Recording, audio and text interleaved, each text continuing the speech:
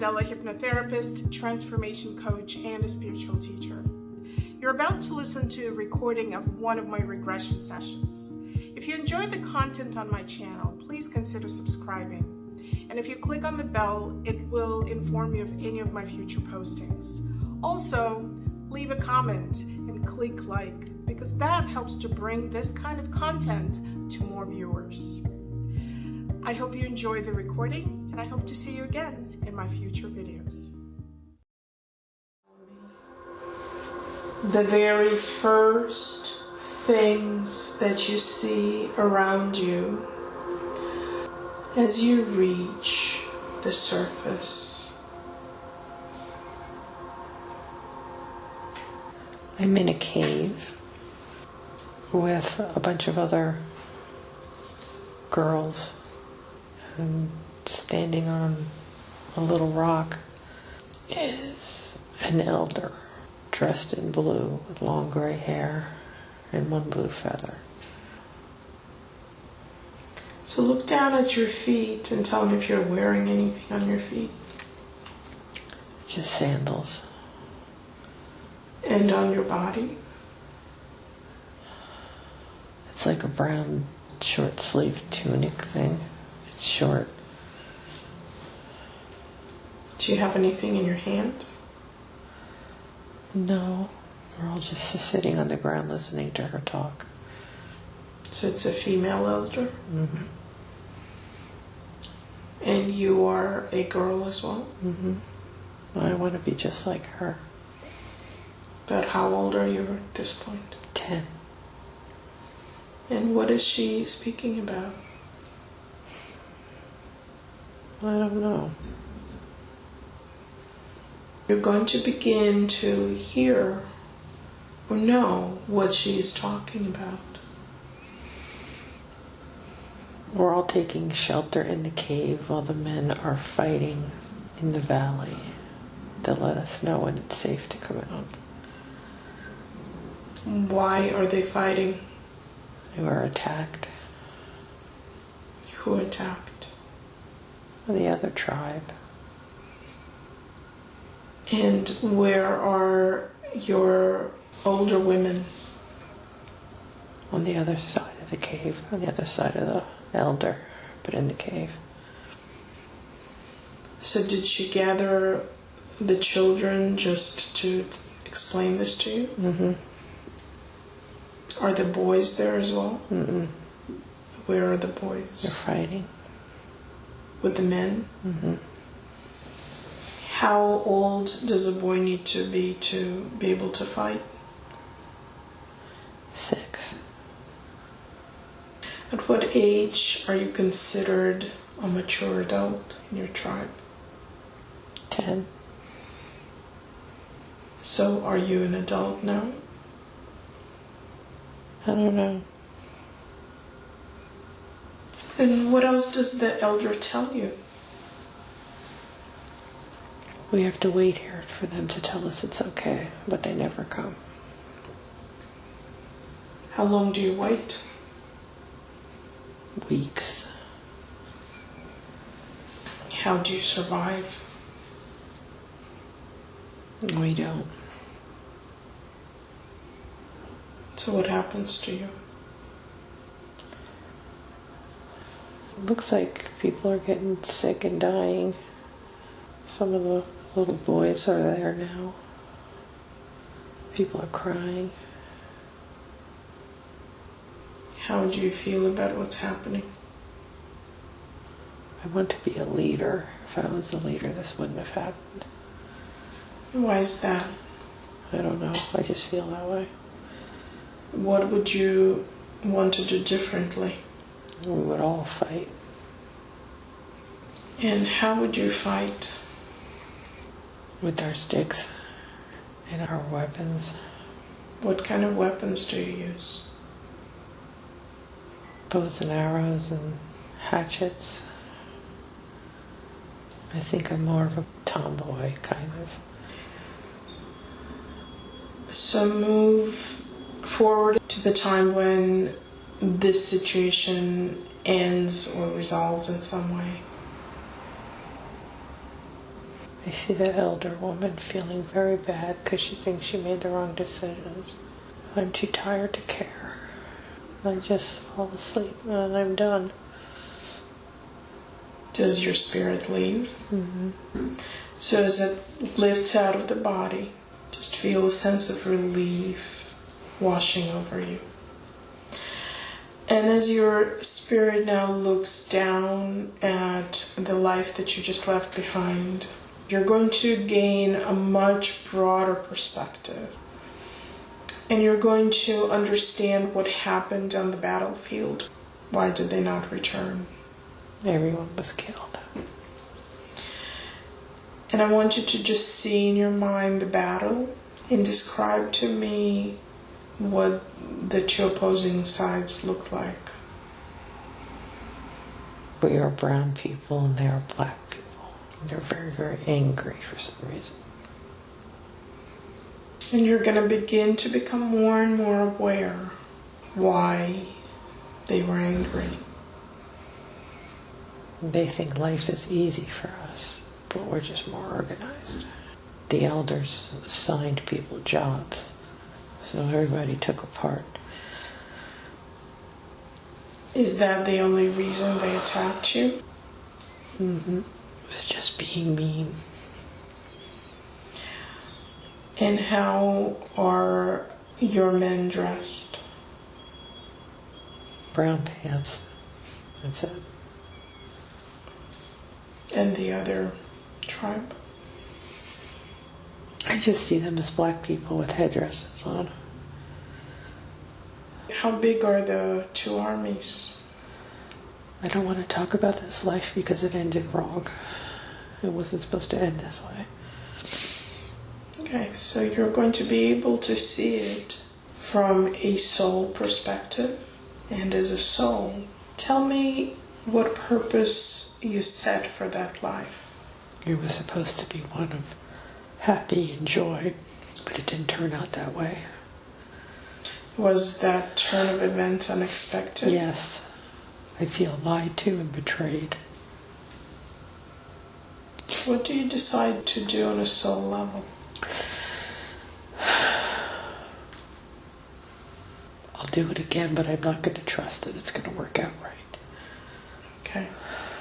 So I want you to reflect on everybody's part in that life.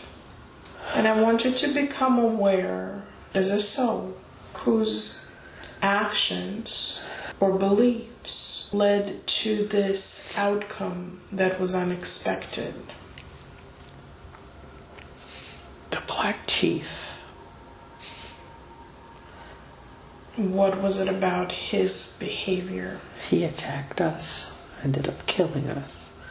It was supposed to be a quiet, peaceful life. We don't even know these people. They came out of nowhere. So was the potential of this action extremely low when you were entering this life? Mm-hmm. So I want you to really travel into the experience of this Black Chief and begin to unfold his experience. He does not learn from his lives. This was supposed to be part of him learning to drop his anger. I offered to help him again. He reminds me of my father now. Lots of things coming out of the blue. Anger for no reason. He still hasn't learned it. So when you say you offered to help him, did you offer to help him before you entered into that life? No. After? Yeah. Did he take up your offer? Yes.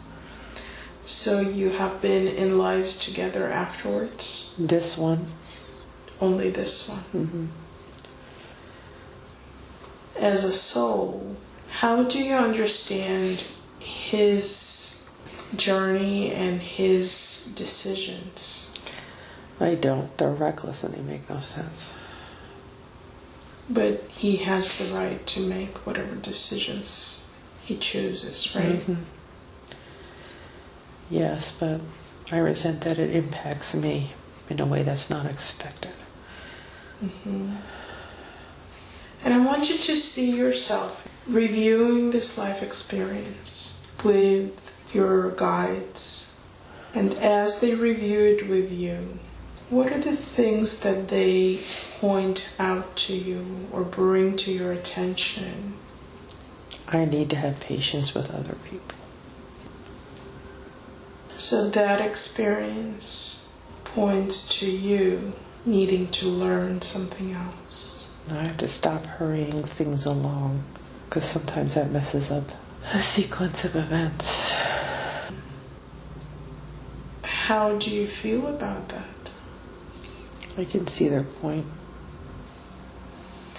Does your perception of this soul that has messed up your life change? Yeah.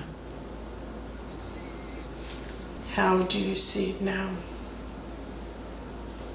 He needs to be accountable. And I have to remember that gets handled between the lives. What gets handled?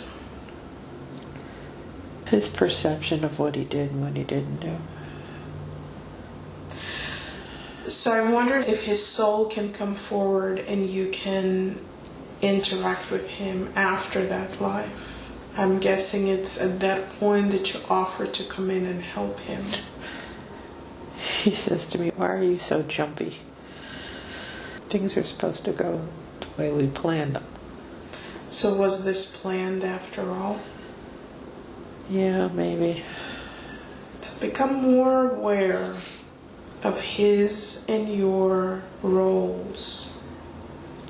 He gave me a hug and he said, "I do what I do so that you can relax." So how do I relax when you do this? You learn to relax and go with the flow.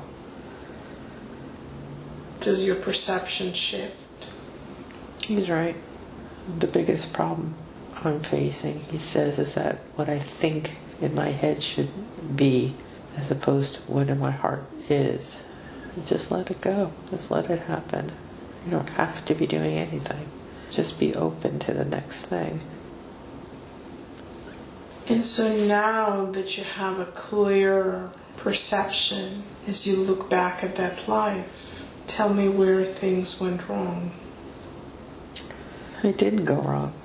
I just thought they went wrong. I want you to become aware of a decision or belief that forms at that point within your consciousness that begins to ripple out through time. Any limiting belief that is associated with that sense of things not working out. I have to control every aspect of my life. Who's going to betray me? Who's going to not do what they're supposed to do? Who? So the expectation is that someone always will. Yeah. And does that belief affect just the current life of Linda, or does it affect other incarnations of your soul? I'm not being shown anything else but this life. Okay. But is this the life where it is time to let go of it? Yes.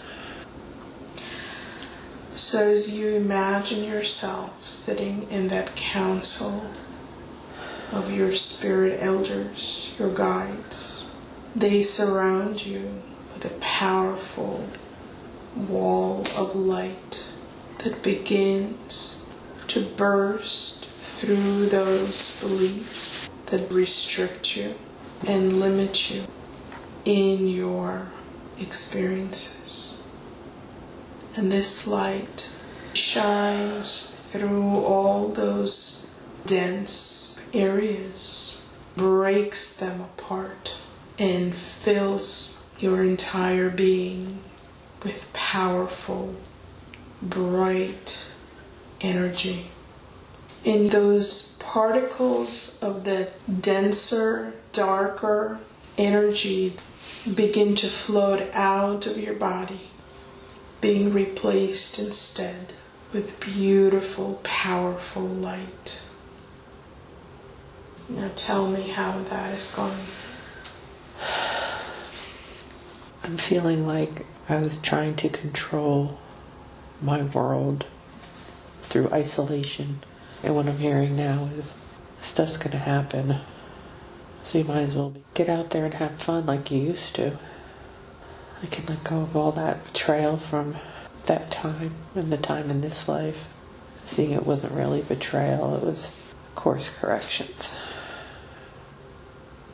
So as you let go of the need to control and of the sense that you're being betrayed, how is it feeling in your body? Much lighter. And is it complete, or are you still releasing? I'm still releasing. I'm seeing all the different things I didn't even realize was related to this. And what are they? Worst case scenario thoughts. Worries, worries, worries. I don't even know I had. Hypervigilance for things going wrong. So I want you to ask your guides, what happens when you have these expectations that you will be betrayed, that things will go wrong? And let them give you basic explanation of how it might show up in your life. Not trusting people, not trusting the divine, not trusting anything. The world is not safe. And how is the world going to reflect that to you? Bringing me things not to trust. Mm-hmm. They just pulled a blanket off of me and were like, see, you can't just stay in the blanket. There's nothing to be afraid of. We're right here. And how does that feel? Relief. It's not your job, it's our job. They're telling you. I want you to think back of that black chief. How do you feel about him now? Oh, him again. This is what he does. Let's just all get through it, start again. Why did you offer to come in and help him? Because on the other side we're friends. And that's really where I want you to look at him. From the other side. Yeah, we're friends. It's like, oh God, you screwed it again. Let's try it this way. Oh, yeah. My sense of betrayal came with me, and his sense of causing ruckus came with him. So both of you are good at playing your roles. Yeah. So is it okay for you now to allow him to cause some ruckus? Yes. And not fit into your schedule? Yes. Because the earthquakes I feel from him are not earthquakes. It was my fear. So I want you to take a very deep breath and feel that breath washing through your body and clearing everything that remains as you release and let go. Now it feels like this lifetime it could be fun. That's kind of what it was supposed to be. Good. The clearing is complete, or are you still in the process? No, it's done. Do your guides have anything else to say to you? There's a whole bunch of cheering going on. Yay. Finally. Good. Let's just thank them for their support and allow those images to fade.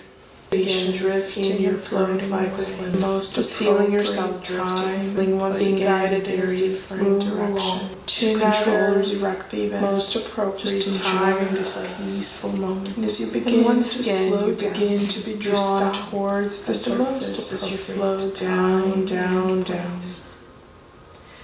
Once again, I want you to tell me the very first things that you see as you reach the surface. I'm in a forest with a log, and then there's a babbling brook. And I'm a very big man, with a lot of black hair on my head, and a brown tunic on, and I'm eating stuff off the forest. Then I'm looking through like a castle window, and I see that same person chained to the castle wall and scrounging for food on the floor that the guards throw. The woods feels like me, but the castle doesn't.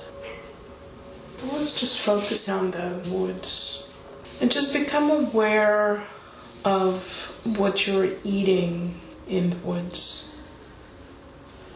I think it's like dried corn. Did you find it? Did you bring it with you? I found it. Other than the brown tunic, are you wearing anything else? Like brown sandals. I feel like I'm not in my right mind. I feel like I'm retarded. And how do you feel being in the woods? At peace. Are you heading somewhere? No, just wandering. So on the count of 3, you're going to see yourself standing in front of a place where you live. 1, 2, and 3. Tell me what you see. A hut with straw on top. My mom is in there, my brother is in there. They're all very little compared to me. I'm like huge. About how tall are you? 7 feet. Oh, they found me and took me home. I just don't fit in, but they love me. And where did they find you? In the woods, by the brook. Is that the place where you go? Yeah. How old were you when they found you? Oh, baby.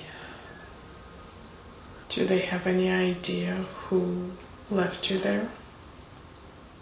They say the giants. Are there giants in your land? Over the mountain. Okay. Have you ever gone there? No. Do you have any interest in looking? No. And how are you treated by other people? They take very good care of me. I do all the hard things, like getting branches from high up and making houses and digging. And how old are you at this point? 17. Are you fully grown? Yeah. I eat a lot. Do you have a favorite food? Corn. Is it cooked? No. Do you eat other things? Little pigs. Do you cook them?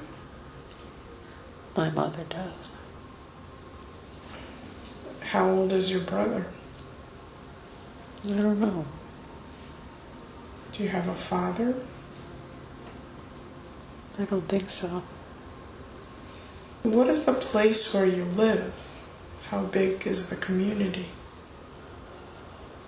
I only see our house, but I know there's other people. Wait a minute, let me turn around. There's a lot of houses, like 5. So is that a small village? Yeah.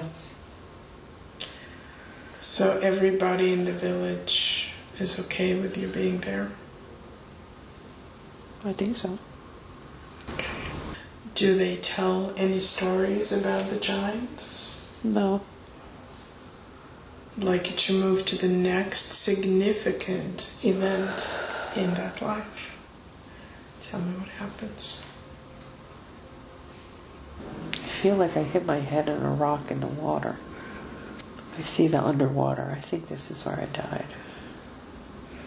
So let's rewind a little bit to the beginning of that event. Tell me what's happening.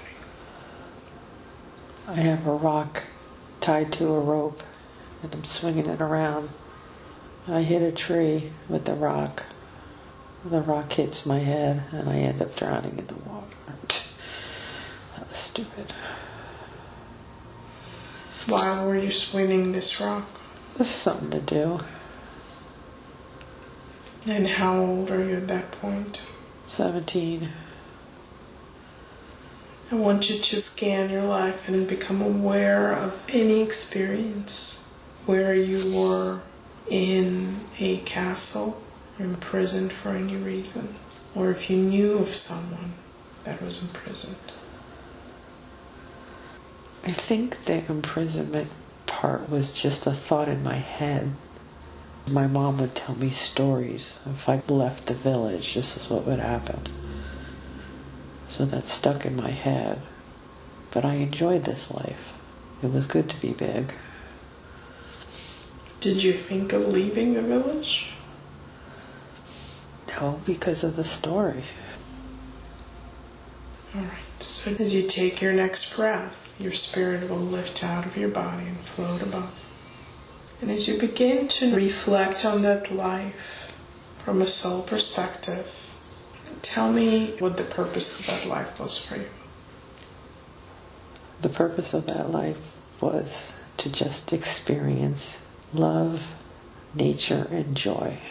I was physically 17, but mentally I was like 6. So no responsibility, kind of like now, no responsibility, but very happy. It was just a fun little space to be for a while. From a soul perspective, do you feel that was a successful experience? Mm-hmm. It was like a vacation life. I want you to become aware again of where you hit your head. The right side, the temple. Oh, and in my eye. And is it okay for you to release that trauma now from your memory and from your experience? I get no. Okay. And who's the one that says no? I don't know. See yourself meeting with the council of your elders, the council of your soul group, or your guides. I want you to clarify with them. And what do they say to you about the trauma that you experienced in that death? They want me to know it was an accident. And that's what's currently in my eye and my sinuses, all the way down to my neck. So like, release it, but release it slowly. These issues you have in your current life? Yep. Is it just the issue of the rate at which you're releasing it? Yes. Okay. So can I ask them to help you begin to release it at the most appropriate rate? That's what they wanted to hear, yeah. Okay, good. And can you start now? Yeah. Okay, just know that it will continue even after this session. They say it'll take a few days. Wonderful. So after a few days it will be completely cleared. Mm-hmm. Okay. Knowing that as you release it, it is being replaced with a healing light. They say the appropriate frequencies will be administered. Excellent. Is there anything else they have to say to you about that life experience or anything you need to know? Yes. They're saying these 2 lifetimes are combined into this one, where the joy and the love and the nature is intended to be combined with the intellect and the leadership of the other one. Mm-hmm. That's how this is supposed to go. And then move forward. That is very helpful, and we're going to come back to them. So for now, let's thank them. Mm-hmm. And allow those images to float away. And you're going to feel direction again towards that you're another being most guided appropriate in time and place. The most And understand your time and life place that will experiences bring you more drifting clarity, and more floating, information, floating help and you drifting connect towards dots. another most appropriate As you begin time to slow and down, you stop. As you begin to drift down to the surface, I want you to tell me the first things that you see or the very first impressions that you get as you reach the surface. I see the Cinderella pumpkin carriage. And I have a feeling that I'm royalty of some sort. Are you inside the carriage or outside? I'm walking into the carriage, sitting down. And I'd like you to look down at your feet and at your body and tell me what you're wearing. Pointed, bejeweled turquoise shoes. It looks like a French thing. Big poofy dress with the bodice and the tiara and white hair piled high. I expect people to do things for me. Don't they know who I am? Is there anybody in the carriage with you? No. And so what happens next? I'm just sitting there. This is what I do. I come out to the public, I let them see me, and I sit here, and then I go back in the castle. I feel a lot like my life now. So you don't actually travel anywhere? No. Are there people outside that are looking at you? There's my staff. Nobody's allowed on the property. There's a big, huge castle behind me. Not tall, but wide. Feels very French. And when you sit in the carriage, do you do anything? I'm just being regal. That's all I feel. I have no role. I have nothing to do. I just have to be important and walk tall, and I don't know what's outside of these walls. So as you walk back into the castle, become aware of why you have to be regal and important, yet you don't actually feel important or do anything important. My husband or my father, I can't tell which, is important, king-like, and I have a role to play. I have to look regal, be dainty. I don't go anywhere. I get schooled in the castle. I can walk the castle grounds, but that's it. And how old are you at this point? 27. Are you married? No. Do you want to be? No. It's unusual, is it not, at this age for a woman not to be married? I don't know. I don't know anybody else. Not that I've been told. Are there any plans to find your husband? Not that I'm aware of. So what do you do during the day? I sit by the fire. I do needlepoint. I walk from one end to the other. I read. I talk to the servants. Do you have any companions? No. Do you have ladies in waiting? No. Do you know why that is? No. Who else lives in this castle with you other than the servants? My brother, and my father, and my cousin, who's a male. But none of them are ever there. They're always out doing men things. What happened to your mother?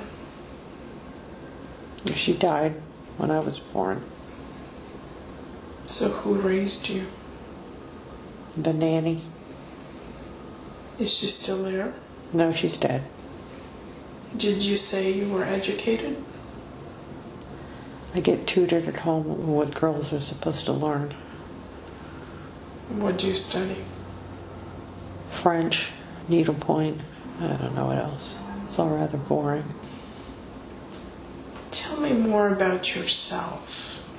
If you have any interests or secret desires. No. I'm bored. I don't have anything I want to do because I don't know what's outside of these walls. I'm resigned. Do you have any relationship with your brother or father? They're never here. At all? Barely. And when they are there, do they interact with you? No. They talk men things. Have they ever showed any interest in you? When I was little, Is your brother older than you? yes. So on the count of 3, I'd like you to move to the next significant event in that life. 1, 2, and 3. And tell me what's happening. I've been married off to someone I don't care for. And what age are you now? 30. Who is your husband? John. He's rather boring himself. He keeps to himself. It's a very lonely life. You had to move. No. We stayed in the castle. Oh, so you're in the same place. Yep. Do you know why you were married to him? My father says we just have to get it over with. I guess there was a problem with me not being married. So now I have children, and they're okay. I do love my children. They're the bright spot. I play with them. How many children do you have? 2 little boys. And has anything else changed for you? I'm married, I'm a mother, but still very lonely and bored and I think depressed. Knowing that there's something missing, but not knowing what or how to fill it. As a married woman, do you socialize with other people? Do you host events in your home? I feel like I've had a couple parties since I've been married. What do you want to know about them? And do you have contact with other people, or are you pretty isolated? Pretty isolated. And just become more aware of your father's position in society. What do you know about that? Not too much. He leaves, he goes on his business trips, and I don't know any more of that. Okay. So as I count to 3, you're going to move to the next significant event in that life. 1, 2, and 3. And tell me what happens. Oh, I'm having an affair with the gardener. How did that happen? A new gardener. He's funny. I know him from other life. I feel like I've known him forever. He says, I always come and rescue you just when you think no one will. And are you aware in that life that you know him from another life? Yeah. And is he aware of that as well? Mm-hmm. So what was another time when he rescued you? Just so many. My husband dies and I marry the gardener. And I have such a wonderful life. It's so simple, but it's so full of love and joy by boys like him. How does society reflect on that? I don't even care. I'm wearing regular clothes. My hair is down. My jewels are in the castle. I just leave it all behind. Are you not in the castle anymore? Nope. Where do you live? With the gardener in the village. And is your father still alive? No. So what happens to the castle? I don't know. I don't care. Did you have a title while you were married? Probably, but I don't know what it was. So I'd like you to move now to the last day in that life. Tell me what happens. I'm in a bed, I'm old. The gardener's holding my hand. My sons are there with their wives and their children. It's just been a nice second half. And he says, let's do it again. And I was like, okay, that would be very nice. And how old are you at that point? In my 80s. And as you take your next breath, allow your spirit to lift out of your body. And as you emerge on the other side of the veil, you will see your soul family welcoming you back, one of them will step forward to give you a special welcome. Who is that? It's my great-grandmother from this life. And what does she have to say? She's congratulating me on living a life well, turning lonely and bored into love and joy, recognizing it, and having the courage to pursue it. I want you to see if the soul of that gardener is within your soul family. Mm-hmm. And does he step forward? Yep. He gives me a hug. Said, we did it again. See, we always find each other. What is the relationship or the agreements that you have with this particular soul? With the gardener? Yes. It's like we try to live our lessons in the beginning of our lives, and at the end we come together. I wanted to experience material abundance in the front of that life, and then found it was rather hollow. And then he comes through so I can experience the emotional abundance, which is much more fulfilling. And does he have anything else to say to you at this point? Yeah. What does he say? We've charted that for this life too. Look for me. I want you to ask him what name he's going to choose. He says, no, you'll see me in my eyes. Okay. Just look him in his eyes. That's how I always recognize him. Good. So I want you to thank them again. And I would like to ask for Linda's higher consciousness to step forward. May I speak to you and ask you some questions? Proceed. Thank you. So I know that you could have brought forth many different lifetimes for Linda to see today. But you chose 3 lifetimes. One of the girl in the cave that died prematurely. One of the giant in a small village that also died pretty young. And one of a woman who was pretty rich but lived a pretty hollow life until she met the man that she loved. So could you tell me why you selected those 3 lives? To punctuate the different potentialities that occur when one chooses a lifetime. Things don't always go as expected. Expectations need to be sidebarred. The joy of the giant's life was to show her that there doesn't need to be doing, being, having. Just being you should be joy enough. The expectation she holds of other people for herself is what upsets her balance. And she knows from past dialogues with us that the soul that comes back with her more often is coming again. And all we want for her is to enjoy the journey and not worry about where it's going or how fast it's going or what's coming.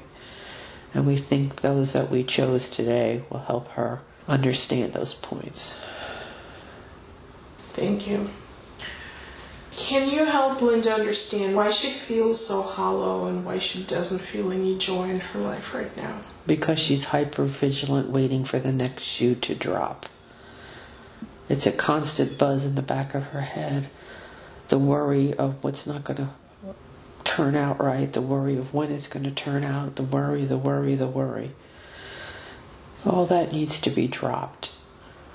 There is no point in the worry. This lifetime is one of joy and abundance if she would just let it happen.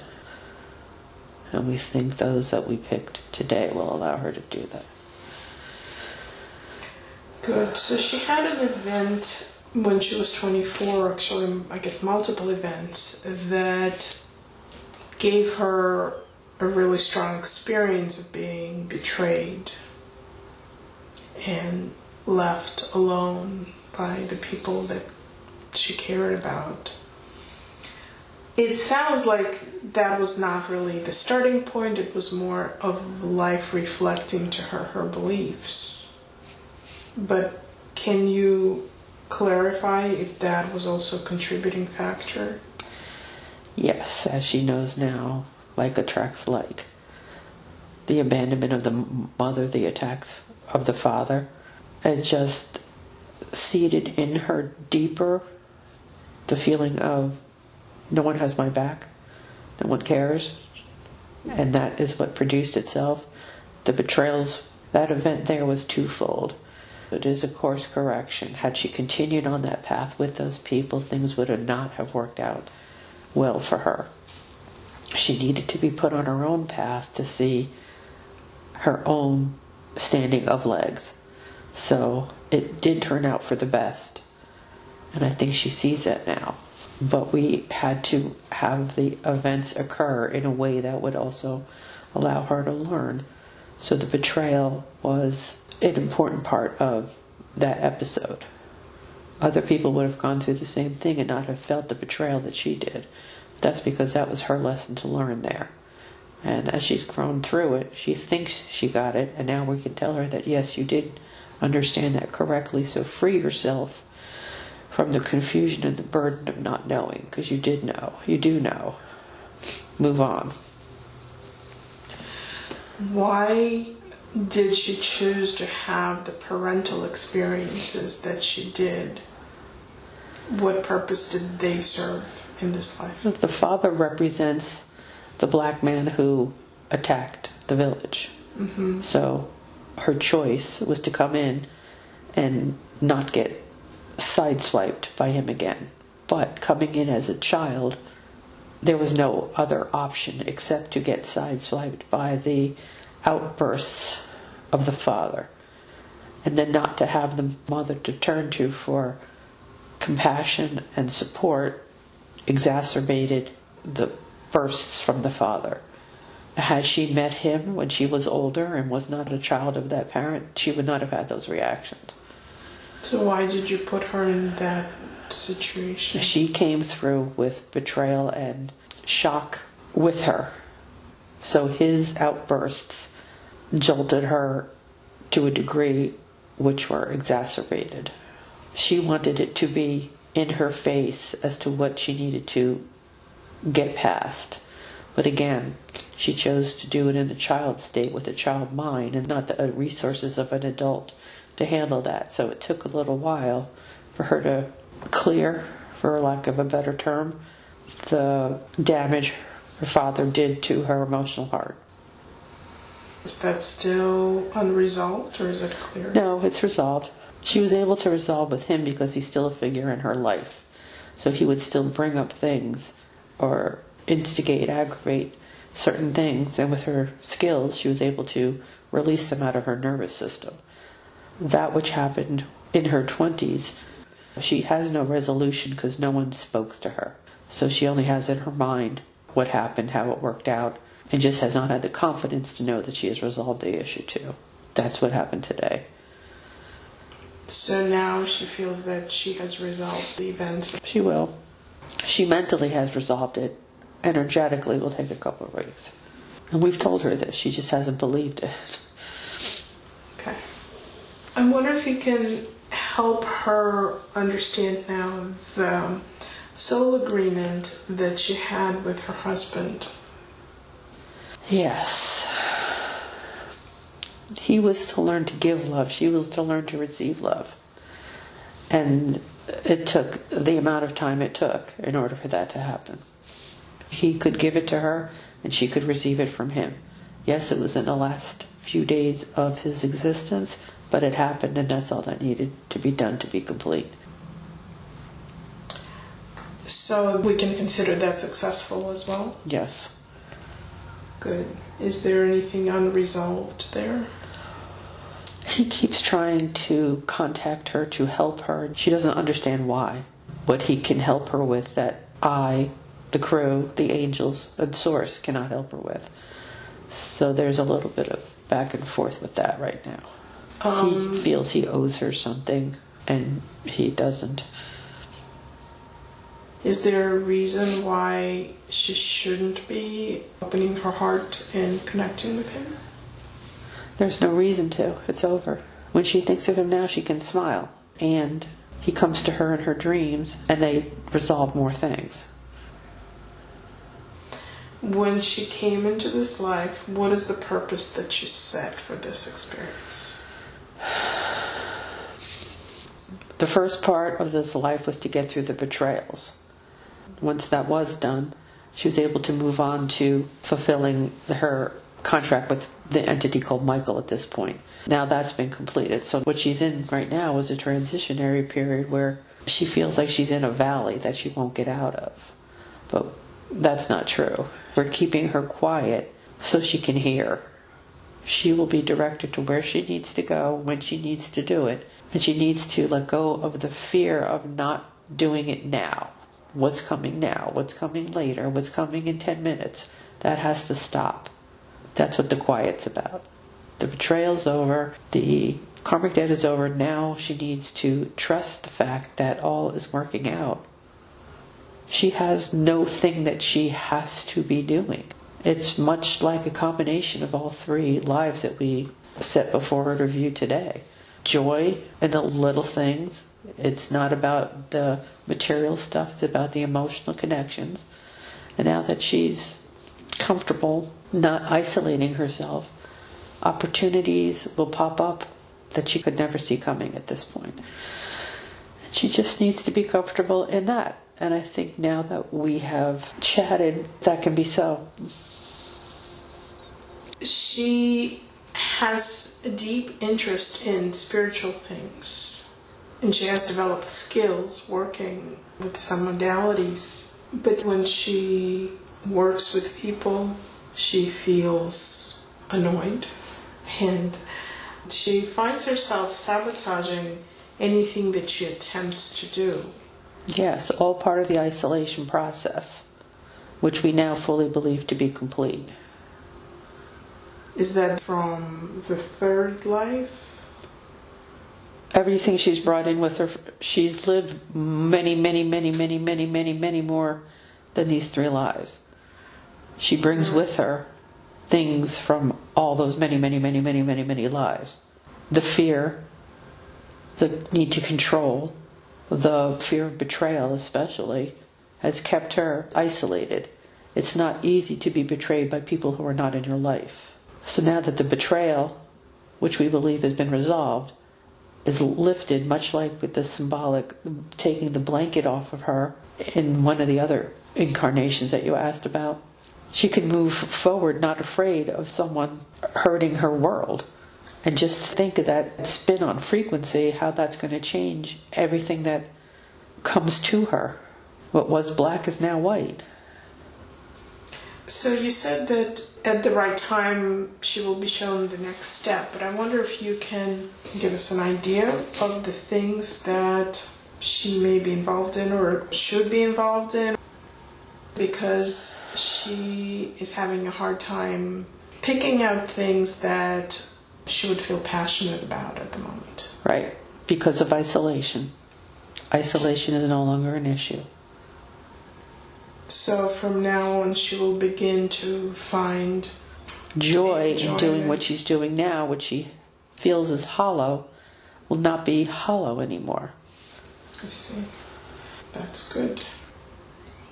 In some of the self-healing that she was doing, she sensed that this self-sabotage or sort of giving up on herself started almost at conception for her. Mm-hmm. Is that accurate? Mm-hmm.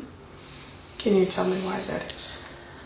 When there is no one in your world to betray you, and you have a vein of betrayal running through you, you betray yourself. She came into this lifetime with the betrayal as part of her DNA. Therefore, attracted the betrayal of the mother and father, therefore attracted the betrayal of friends between then and now. And if the isolation, as successful as it was, allowed no one into her life, then the only way to manifest betrayal would be to betray yourself. And can she forgive herself for that right now and release that? Yeah. It's released. Mm-hmm. With the understanding that it was a vein within her, came the realization and the awareness generates release. Beautiful. So are there any specific skills or abilities she wants to know that she has or brought into this life that she should be using? So much now is going to unfold in a way that she has never experienced because of this work that she has done with you. I am not going to spoil any of the surprises that are to come, that are filled with joy. And I think now, after working with you, she can be patient and let life unfold. She has all she needs to do what she is going to be doing, what's coming to her. People, places, events, skills, talents, knowledge, it's all there. She just needs to be quiet for a minute.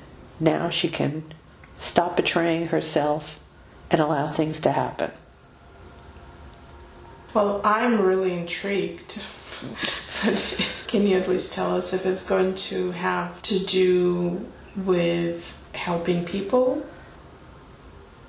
In an indirect way. She's not wired for one-on-one experiences. And that was a choice. That will be taken care of in other lifetimes. But fulfilled, yes. Love, yes. Understanding herself, yes. That's all allowed to come into her experience now because she is no longer repelling it. That sounds great. She has an experience sometimes that from the waist down, it's almost like it's another person, it's not her. Why does she have that? The waist down has been twisted in the incorrect way. We are twisting it back. She twisted herself so that she would be facing forward and walking backward. It was another form of self-sabotage, a way that she decided not to move forward in her own life. So now she should be seeing improvements in her ability to move physically, mentally, and emotionally. Okay. I would like for you to do a body scan, starting at the top of her head, and let me know if there's anything that's out of balance and needs attention. The left eye and the right eye don't interact well together. Is that related to her death as a giant? No. What's the cause of that? A blow to the back of the head, making the right eye bulge forward. Energetically, it's popping out of her head. Can you adjust that? Yeah. Are you willing to lift that? So it is done. So what did you just do? There were forces that didn't want her to see things.